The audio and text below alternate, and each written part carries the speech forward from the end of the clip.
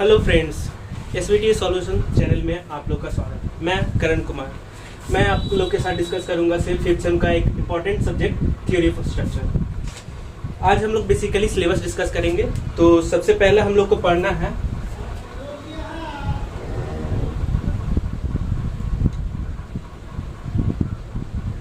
Direct and bending stresses.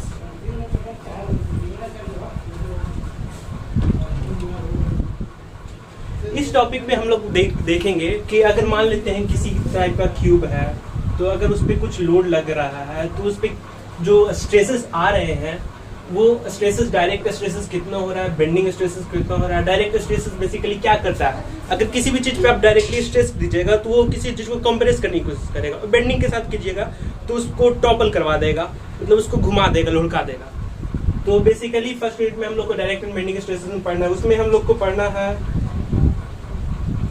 कि अगर हम लोग किसी भी कॉलम या जो भी मेंबर है उस पर अगर किसी तरह का लोड लगा रहे हैं तो कितना दूर तक लगाए ताकि उसमें जो किसी पार्ट है एक्सट्रीम फाइबर पे किसी तरह का टेंशन ना आए।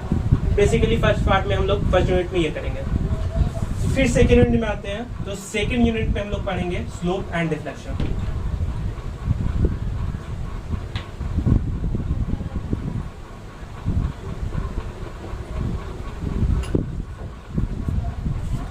ये टॉपिक समझिए एक तरह का पेरेंट टॉपिक है। इसके बाद से जो भी टॉपिक है इससे सब डील होते जाएंगे, मतलब सब में बेसिकली यही निकालने के लिए आपको पूछा जाएगा।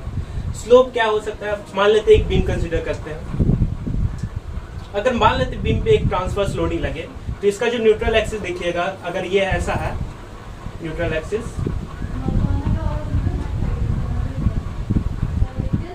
तो लोड लगने के बाद ये जो न्यूट्रल एक्सिस है इस तरह से डिफ्लेक्ट हो जाता है।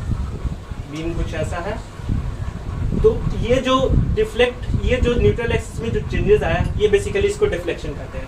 अब ये किस रेट से चेंज हो रहा है ये हमारा बताता है स्लोप। ठीक है, ये हमारा स्लोप एंड डिफ्लेक्शन में पढ़ना है। इसके लिए जितने टाइप से वेरियस टाइप्स का मतलब मेथड्स है, जैसे कि एक मैकॉलेज मेथड है, मैकॉलेज मेथड है, एक डबल डिफरेंशिएशन मेथड है, डबल इंटीग्रेशन मेथड है। इस टॉपिक यूनिट 2 में हम लोग ये देखेंगे। यूनिट 3 में हमारा हो गया फिक्स्ड बीम।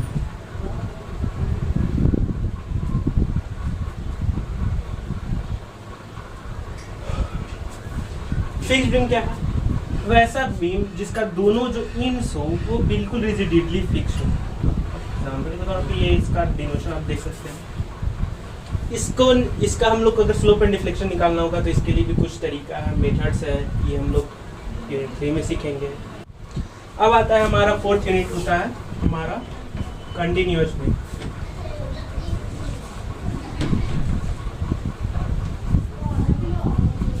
जो पीछे मेथड्स बताए थे, जैसे कि हो गया हमारा मैकॉलेज मेथड, डबल इंटीग्रेशन मेथड, ये सब जो भी मेथड है हमारा कंटिन्यूअस बीम में नहीं लग पाता है। तो इसके लिए एक अनदर मेथड होता है जिसको नाम है क्लैपिरॉन्स थ्योरम।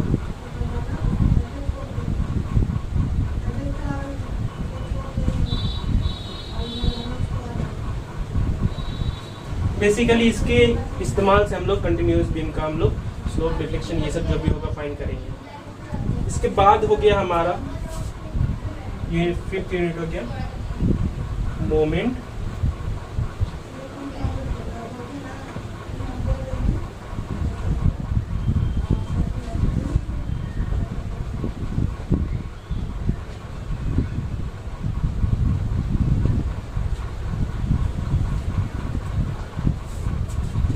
ये जो एक मेथड है इसका यूज हम लोग करेंगे किसी भी फ्रेम का, बीम का जो भी है उसका हम लोग इससे एसएफडी बीएमडी बनाने के लिए हम इस मेथड का यूज करेंगे। ये मेथड काफ़ी टेडियस मेथड है और काफ़ी अच्छा मेथड है समझने के लिए। ये जो मेथड है हम आगे यूनिट जब स्टार्ट करेंगे तो वहाँ पर देखेंगे।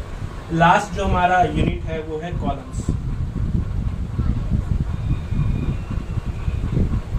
कॉलम्स बेसिकली एक वर्टिकल मेंबर होता है जिसपे वर्टिकल लोड आ रहा है। इसमें हम लोग को बेसिकली दो थ्योरम्स के बारे में पढ़ना है। एक आयलर्स का था दिया हुआ और एक था फ्रैंकाइन्स का।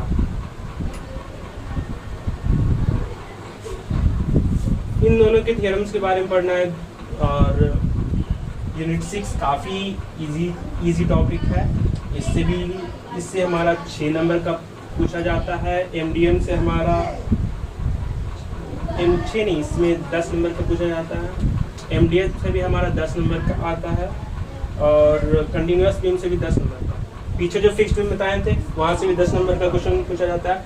स्लोप डिफ्लेक्शन से 14 मार्क्स का क्वेश्चन पूछा जाता है। और जो पहला टॉपिक बताए थे डायरेक्ट एंड बेंडिंग स्ट्रेसेस, वहाँ से 16 नंबर का क्वेश्चन पूछा जाता है।